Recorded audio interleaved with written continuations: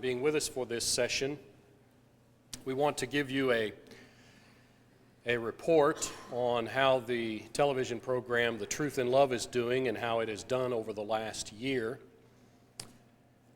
Let me say, by way of beginning, that on January 1st, 1995, KTVT Channel 11 was a superstation, and they gave up their superstation status by coming off of satellite. And therefore, all of the cable outlets that we had access to, over 500, were no longer carrying the signal and therefore no longer had access to our program. For 6 months, Channel 11 continued this transitional period until on July 1st of last year, 1995, they officially became the CBS affiliate for the Dallas-Fort Worth Metroplex and North Texas area. As a result of that change, we were shifted from 7:30 a.m. to 10:30 a.m. And we were pretty well told in no uncertain terms that that was our only choice. It was either that or we could leave and go to another station. Since that time, we've entered into negotiations with them further, and I was really hopeful that they would allow us to adjust that time slot, but we were unsuccessful in achieving that goal, and here is why. When CBS agrees to take on another affiliate station, it's kind of a give and take arrangement. The local station gets the prestige of being an affiliate for a major network. They have access to all kinds of network programming, national programming that will be aired over their channel. On the other hand, they sacrifice a lot of their own will in terms of programming. And so what happens is CBS comes in and says, all right, we want these blocks of time.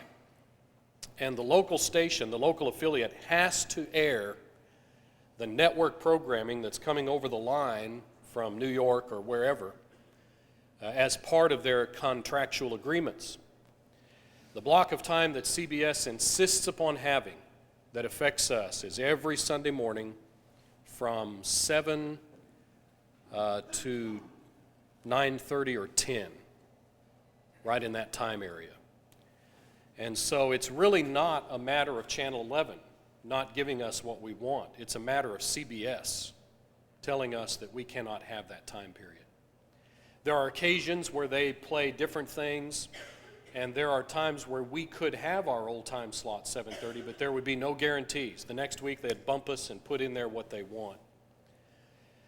So even though that's a bit of a blow to us, because all of the members of the church all over North Texas, and there have been a lot of them, Johnny and I, in traveling to a number of churches, everywhere we go, people tell us how much they miss the program. But I'll tell you something, I keep thinking through this thing, and I'm convinced that the Lord's will is going to be done one way or the other.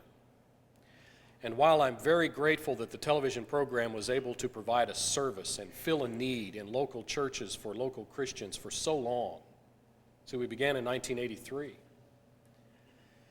really the original purpose of that program was to reach outsiders. Now we've just become spoiled is what's happened.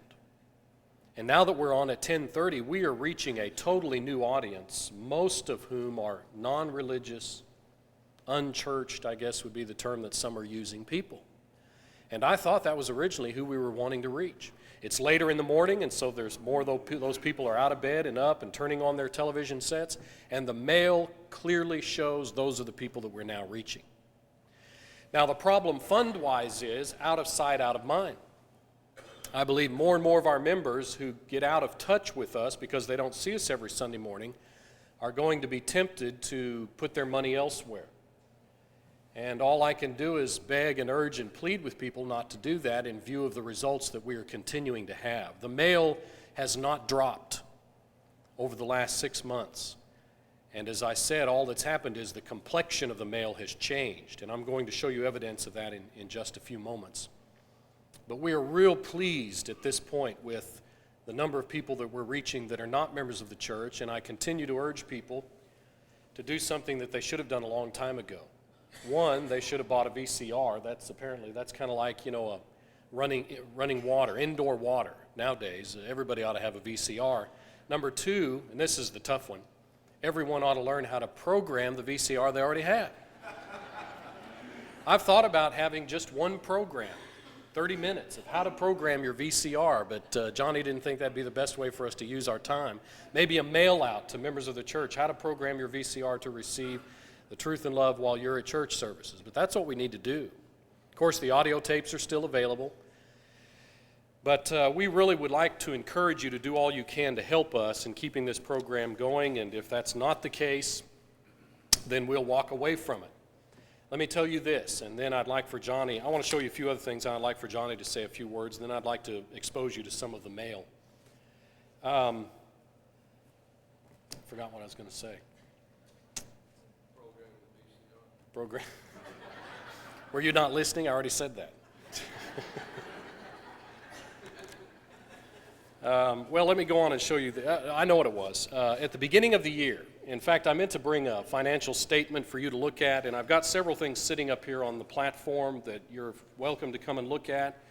One of those is a listing of commercial spots that we developed and Channel 11 ran for us at all different times, 24 hours a day, and did all of that free. And I have a listing of all of the times that that ran and what programs we were seen on. And you'd be amazed, like at night, Cheers and programs like that, a lot of different viewer-type programs, and our commercial would come on and tell them to watch Sunday morning. And by the way, Channel 11's really been very congenial with us.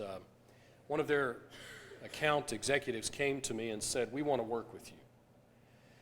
And so I said, well, we need to have a lot more advertisement during the week so that people can find us on Sunday morning. So they've agreed to run a lot. See, these spots were old. They went out of date in July because they were at the other time slot. They said, all right, we'll give you a lot of free time to do that. And I said, okay. And then we also need these commercials to be kind of updated and, state of the art. So they enlisted the aid of a professional production company to shoot some spots for us, to film these spots, and they're paying for all of it, and they're going to run them. I wanted those to be ready today so that you could see them on a television set, but they're still piecing them together. They had me go out and do some filming, and so I'll be on there, and then there'll be some other things happen. But you be watching for those. They're going to run them all different times of the day. All of that's free, so we're grateful for that because that in and of itself runs into thousands of dollars. But I'll bring out the budget and let you look at it. But at the beginning of the year, last year, we had in the bank, I would say, between $60,000 and $70,000, kind of a buffer, which may seem like a lot, but in 1 month, I would say the program costs about $15,000, airtime and everything that's involved. So if we had no more support today, and we had $60,000 or $70,000 in the bank, we're only going to be able to go 2 or 3, 4 more months. But in our last financial statement, that has been depleted more than in half. I think we have about $26,000 in the bank, which would be fine if it's stabilized, but it's kind of continuing to go down. I look back over the year to see if this is as a result, for example, of our time change, and it is not. The decline was going on before that, during the first 6 months of last year. So the only thing that I can tell is that just because of circumstances, things change over time. Churches drop us, other churches pick us up. Individuals maybe do not give as much as they once did. So overall, there is a decline financially, and unless that's stopped, we will actually reach a point where we'll be in trouble. And so I would really like to urge you to do what you can to exert your influence in local churches or individually to assist us financially. Now let me give you some summaries of what happened during the year. The total number of audio tapes that we mailed out to people who wrote us and requested those tapes was over 4,000. This is actually a little bit more, if my recollection is correct, than what we had last year. So we were not affected at all by the time change in terms of the amount of material that we're putting out to people. Actual pieces of literature, over 1,400 there. The ladies who put all of this stuff into the computer, I asked them to give us an indication of the destination of all of this material. Where are we sending this material? And they gave me this list of 34 states where our television tapes were mailed during the year 1995. And as you can see, it's all over the country, all parts of the country. In addition to that, however, we also had mail, or rather tapes, that was sent to 4 additional countries. We sent material down to Belize, to Nigeria, West Africa, Uganda, East Africa, and Puerto Rico. That is, these were tapes that were requested. Here is a listing of the Nielsen ratings, kind of a summary for the entire year, with sweeps taken 4 months, each quarter. And these are not reliable in terms of how many people are watching you at this time. It fluctuates constantly depending upon the time of the year and a number of other factors. And these statistics have to do only with the Dallas market area. So they carve out one section of this part of Texas, and then they take ratings. So this would not include areas out of the Dallas and Fort Worth area that also receive the program. They don't measure that. It's just the immediate area where they're able to sell their commercial ads. And so as you can see, there are thousands of people on any given Sunday in this immediate area that are watching us. And it's interesting to me that as you move into July and October, you know these are not members of the Church of Christ unless they're sick and at home. But I doubt that we had 18,000 homes that were ill in July at that time of members of the church. I'm sure most of you couldn't hear that, and it's just as well. It wasn't anything important. We mistreat Johnny quite a bit, and that's as it should be.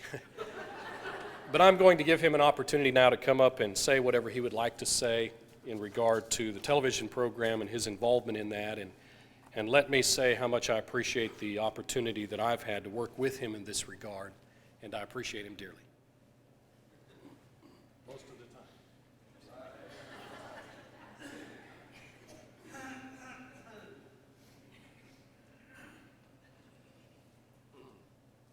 Since you expect me to tell some joke at his expense, I'll get that out of the way first. Maxie was saying this morning that he and Dave both came here 8 years ago. Tragedies seem to happen all at one time, but he was talking about how they'd worked together real well. They're very, very much alike. Have you ever noticed that? I don't believe I've ever seen two fellas. They read the same magazines. They go the same places. About a year ago, Maxie was reading a magazine that said, you bring this ad and $100, and we'll give you a free trip around the world. Well, he ran down there with his $100 in that ad, and they hit him in the head and stole his $100 and threw him in the river. Not 30 minutes later, Dave came in with the same ad and $100, and they stole his $100, hit him in the head, and threw him in the river. The next day, they woke up side by side in the river, and Maxie said, Dave, do they give free meals on this tour? Dave said, I don't know. They didn't last year.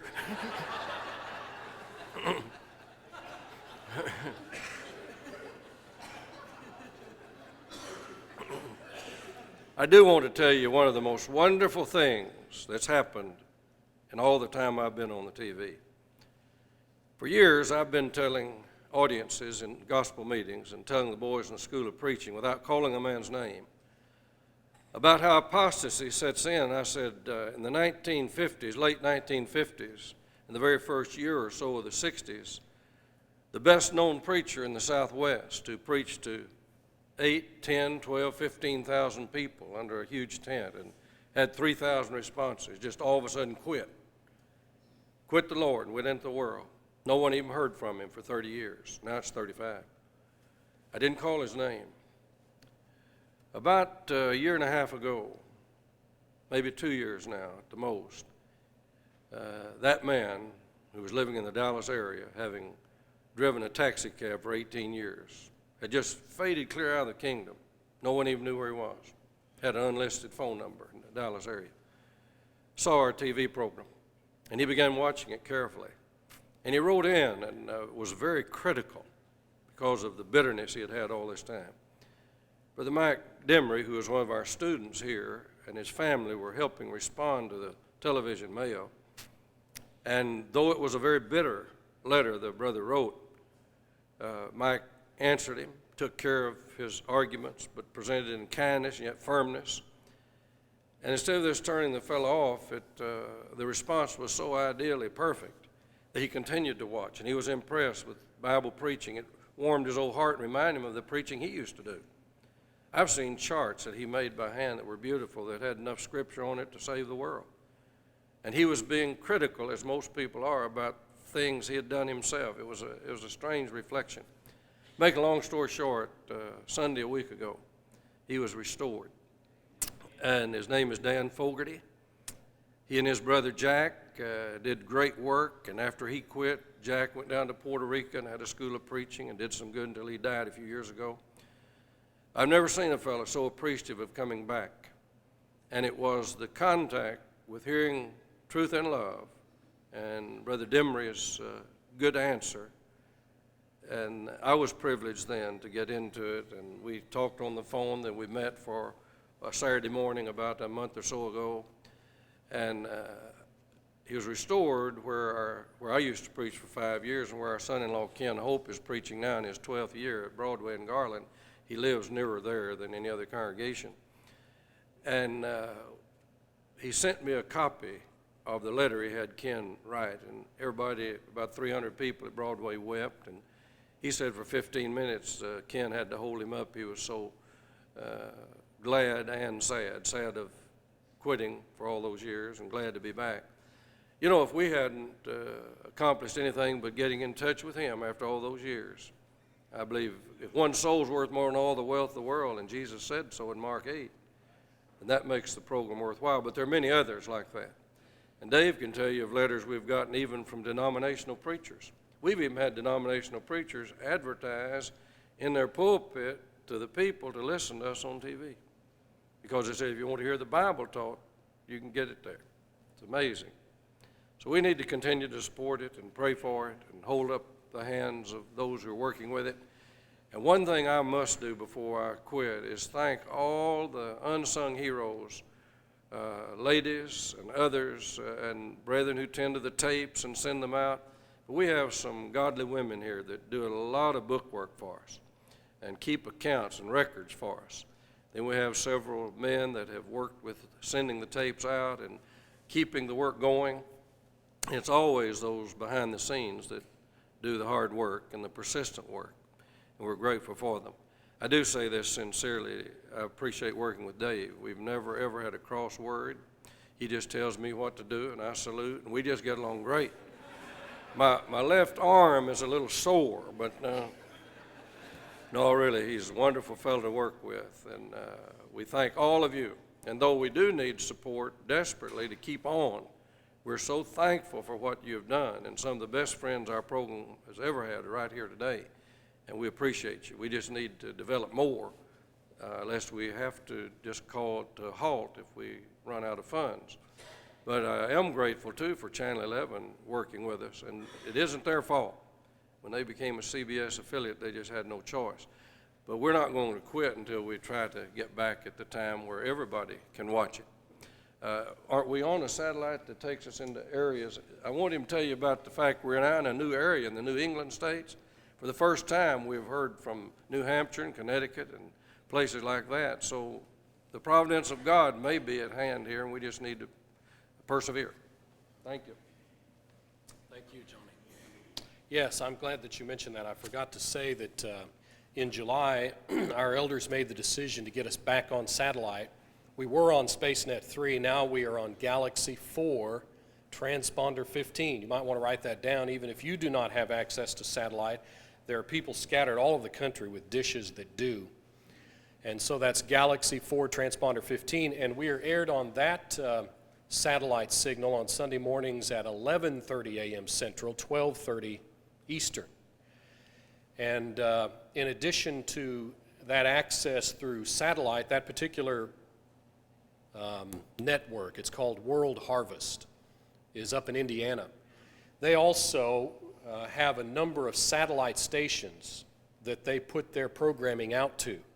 So in addition to satellite, we know for sure that we're on a number of stations around the country simply because they use that satellite for their programming. What I'd like to do now for about the next 10 minutes is to take you through some of the mail. And sometimes you may consider this tedious, but here's my rationale.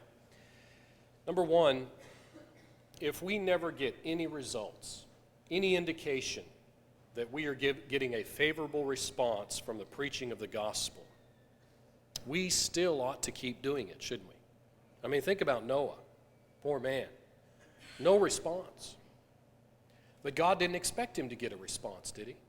1 Corinthians 3, 6, and 7 says, I, Paul, planted, Apollos watered, but God gives the increase. So our only job is to plant and water. If we don't get any visible indication that the television program is getting any sort of proper reaction, I don't think we have any choice. I think God wants us to use media to get the message out around this planet. Now, that's just what we're supposed to do.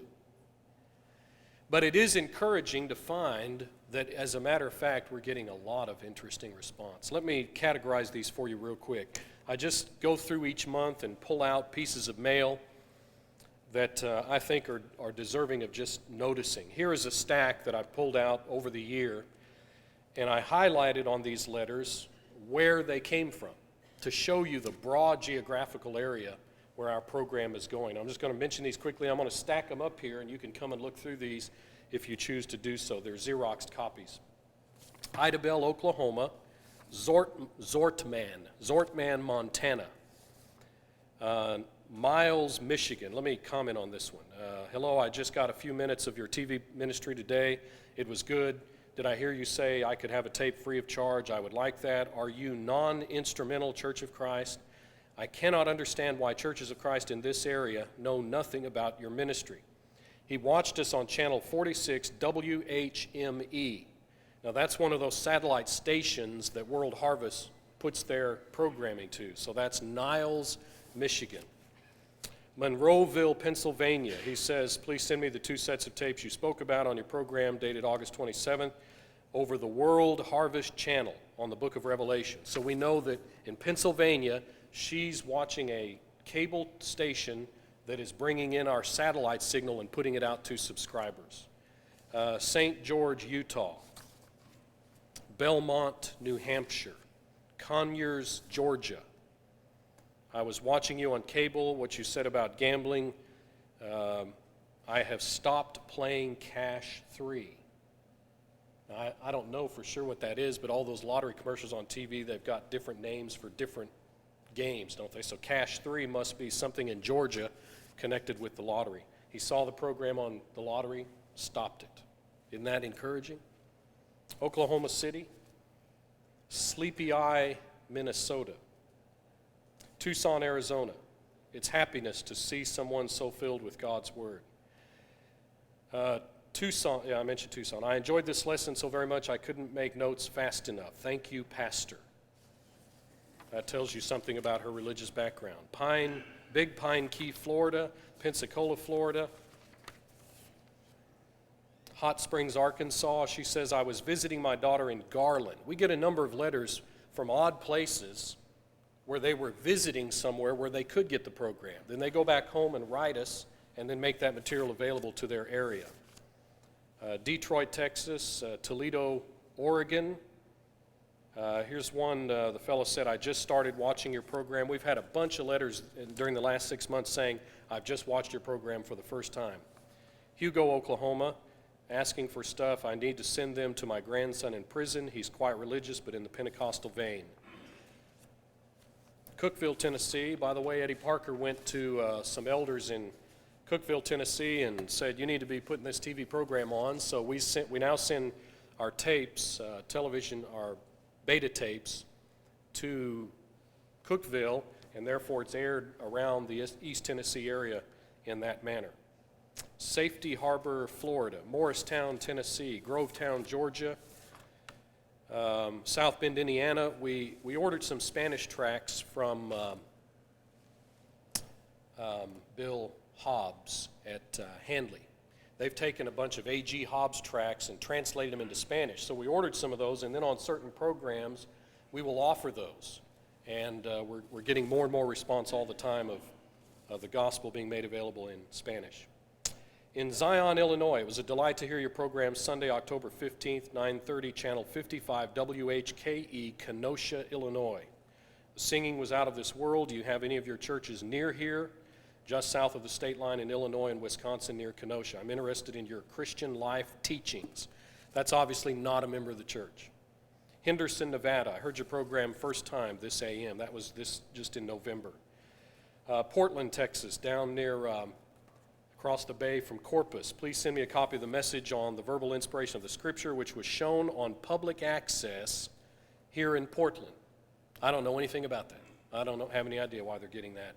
There were some brethren down there that asked us to send them tapes, and they were going to put it on. That may well be the case. I saw your program for the first time today. I understand you are part of the Churches of Christ movement. Many say these groups are cults. Do you have info that would explain why some call you cults? Could you also send a list of your available materials? That's from Elk View, West Virginia.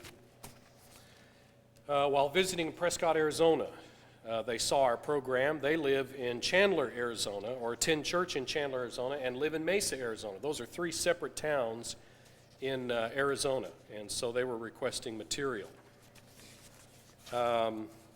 This was the first time I saw your program. It's refreshing to hear the Bible taught boldly on the major media. That's from Farmersville, Texas. We get a lot of comments along that line indicating that people feel that our program's different from others. And it's always because they see a lot of Bible, they hear a lot of Bible. That just dazzles them. It's obviously not the looks of at least 50% of the speakers on that program. In Livingston, Texas, I heard this tape while visiting my sister in Corsicana. Then we got a letter from Fort Leonard Wood, Missouri. I was visiting my mother in Purdon, Texas.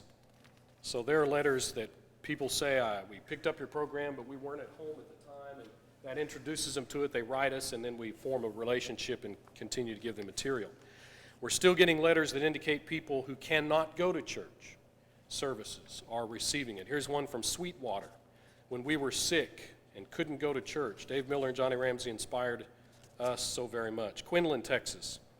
I record it now while I'm at worship services and can watch it later. I had the complete care of my wonderful mother for several years, 17, and could not attend worship services for some of the time, so it was so good to have the truth and love. You know, we've said before that if we don't ever reach any outsiders, if there are members of the church who cannot make it to services, isn't it a service to give them Bible teaching on Sunday morning?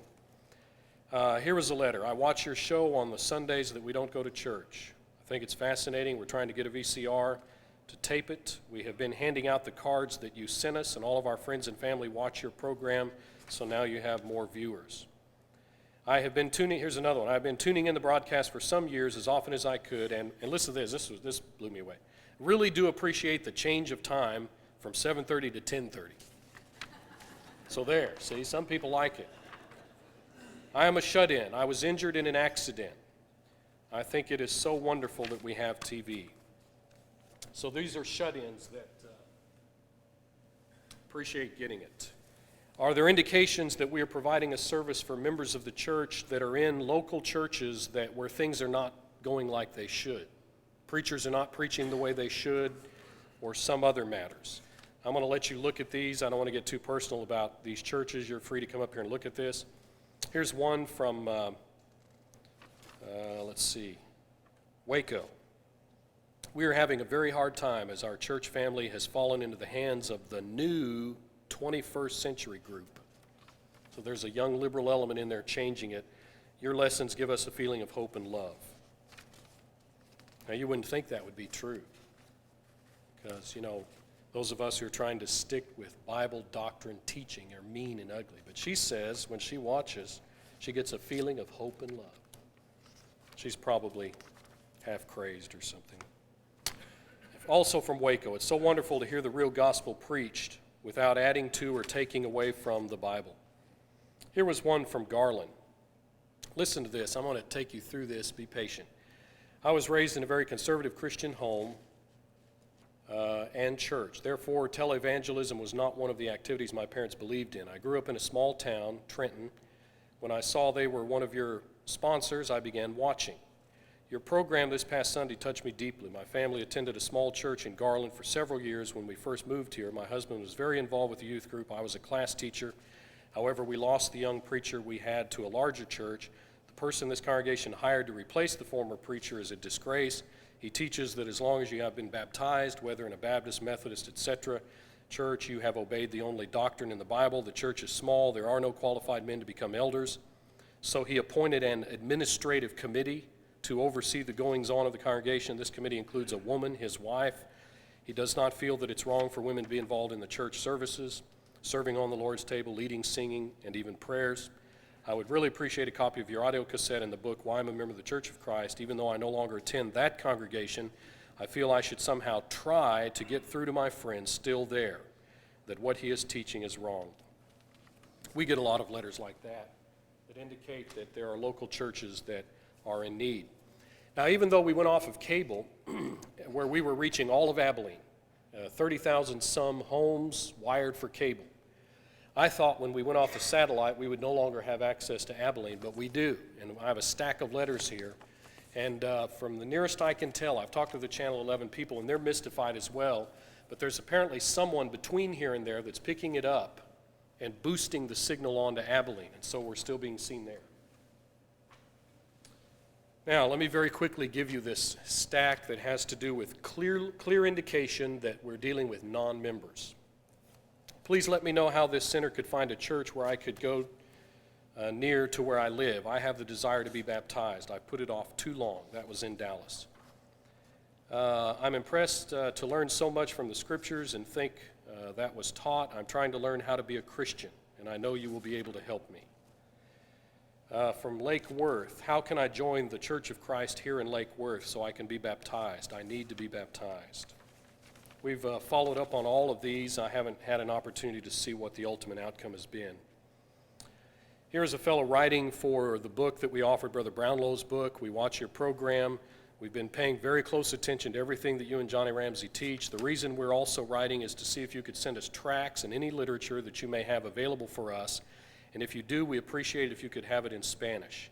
As we said, we pay very close attention. We know that what you are teaching is really the truth. We are tired of listening to preachers who come here and teach only part of the truth and also add to the truth things that are not written in the Bible.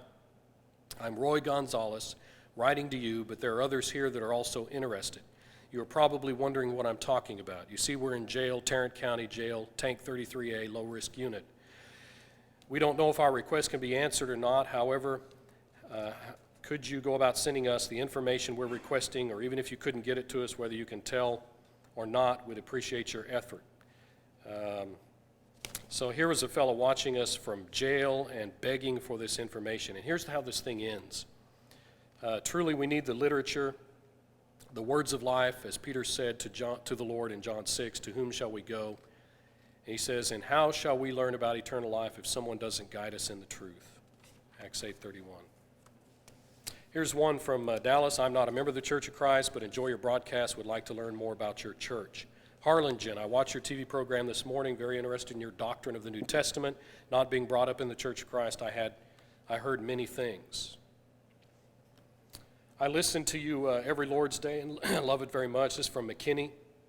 Because you use so much scripture and preach a New Testament church, which does me so much good. It lifts me up spiritually. I teach men's Bible class at Hillcrest Christian Church, McKinney. I use a lot of the scriptures that you speak of on your Truth and Love telecast. Here's a letter on stationery from a female minister of education, university non-denominational church. Please send me all of the free tapes that are available. From Grand Prairie, I've just finished watching the second episode of The Truth and Love. Would like to know more about you and your ministry. Are you a church in Hurst? Is Johnny Ramsey a pastor somewhere? I thoroughly enjoy listening to him teach the Word of God. The Spanish language tracts you mentioned last week, I would like to have. I have missionary friends in Reynosa and Galeana in Mexico, and I'm sure they would appreciate receiving these. Here's a fellow that's not a member, going to get our Spanish tracts, send them to Mexico to his missionaries. Here's an inmate in the Dallas County Jail. From Alvarado, dear pastor, I caught the last half of your sermon this morning on Acts 8. I wrote down verses as fast as I could, but I couldn't keep up. What did you say? This morning I asked Jesus to come into my heart and to lead me. That's not a member, is it? Gun Barrel City, I watched The Truth and Love on Sunday, August 20th. I appreciated your insight. I attend Dallas Baptist University, and my studies include God, the home, and the family, and so I would truly appreciate a written transcript of your program bearing that name. From Abilene, dated in July, my husband pastored for 18 years, retired with a hearing disability. We are Southern Baptists and attend Pioneer Drive Baptist Church here in Abilene. We're 73 years old and will not again miss your message. We have several people, at least a dozen, we want to hear it. Many, many Church of Christ friends. Rev. Dave Miller from Richardson, Texas. Would like to receive any information on your organization and or church. From Mesquite, I am a born-again Christian. I watch your program every Sunday on CBS. From, I think it's Sale or Doyle, California. Just by chance, I came across your program on Sunday, November 19th. Being Catholic, I usually do not watch TV evangelists, but your subject on Not by Grace Alone is one that I have believed in all my life and try to build this belief in my children and the children in my CCD classes. It was so great to hear someone else preach on this subject in language that even I could understand. So here is a man who's teaching young people in a religious setting. He's no doubt going to continue to get more information that will assist him. I heard you on TV. Please send the lesson on salvation by grace only. I do not agree with you, but we'll read your material and then write you back. That's from Dallas. We watched your program today. We're very impressed. We are Greek Orthodox Christians. From Keene, Texas, addressed to Dave Miller, Pastor, dear Rev. Miller. Thank you for your sermon on homosexuals and lesbians. You came across very loving and sincere. Here's another one talking about their pastor in Irving. I would also like to know if I and my husband have to go to church each Sunday, or can we study the Bible at home? Probably not a member. All right, a number of letters along that line. Here was a good one. Every once in a while we get an antagonistic letter. This letter is in part of your Sunday morning TV telecast, September 24th. These two were talking over the book of Exodus. The little plump guy with glasses, I just read them.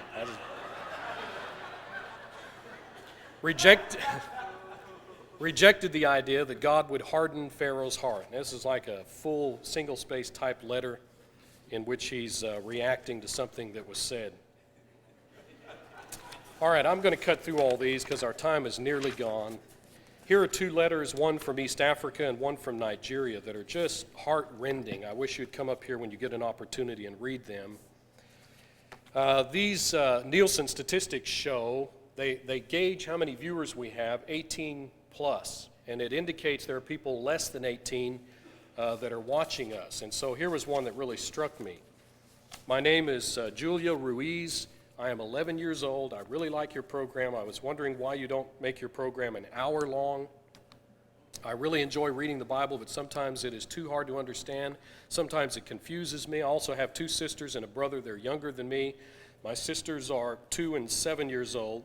My brother is 4. And when my parents read the Bible to us, it's kind of hard for us to picture it in our heads, even though they put the words in understandable words. So I was wondering if you could send us some material that we can understand. Here's a lady that has terminal brain cancer, less than 90 days, 51 years old, has full custody of 10 and 12-year-old daughters, wanting information.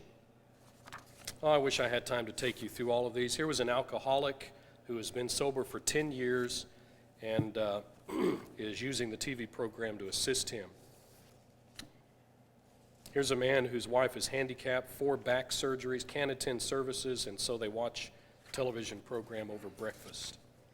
And then one other one, and I'll be finished. This is a letter from Amarillo, a lady that started watching us 2 years ago, and Amarillo no longer receives the program. She says that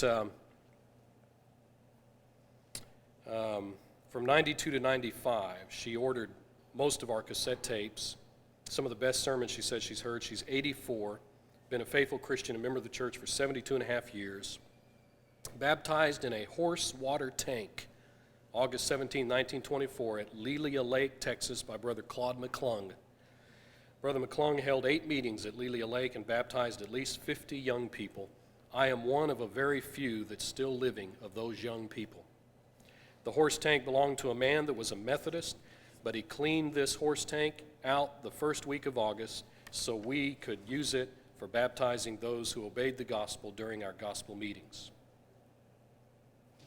Fascinating letter, but she was bemoaning the fact that she can no longer receive the TV program and she desperately wants to continue to receive the tapes. Well, that'll give you just a smattering, just a taste of the kind of impact geographically, in terms of non-Christians, people in all different circumstances in life. And I'm certainly not prepared to say that this is the best work going on in our brotherhood in terms of evangelism. It's one of many. But I'm convinced that television is a way to reach more people than many of the avenues through which we operate. And we would appreciate any assistance in the future that you might give us. Let me show you one other thing, if I could have the lights, Don. Some of you have wondered why we keep Johnny on the program. And one of the main reasons is most television shows are a lot of hype. They have a lot of glitter and polish, and all of the evangelists are very well-dressed and just nice-looking people. And so we keep Johnny on there to show people that the power and the real thrust of religion is in the gospel, not in the speaker. That led me to think, why would Iris marry a man that looks like this? And I finally learned the answer. She did not marry a man that looks like this. Let me show you who she married. Tell him he